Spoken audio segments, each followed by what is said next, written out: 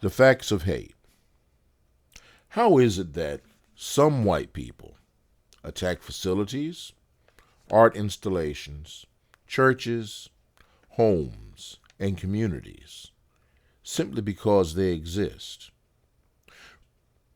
From four young girls preparing for Bible class on a fateful Sunday morning to the MLK installation at USF. Why is this phenomenon at work throughout the world?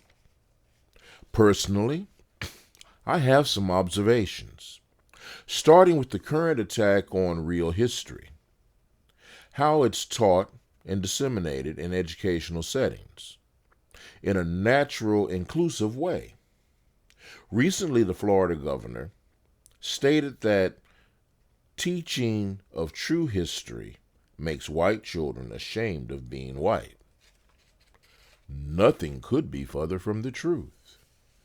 If white children are ashamed, it's because their parents teach them to have a moral compass at home and at church, but show them their true beliefs in public and social settings.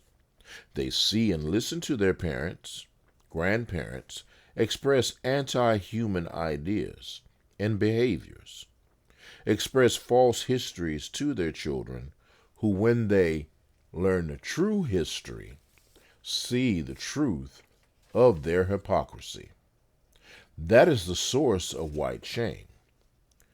Truth shines a strong light on ignorance, hate, and murder. The purpose of this video is to show an example of ignorance and hate.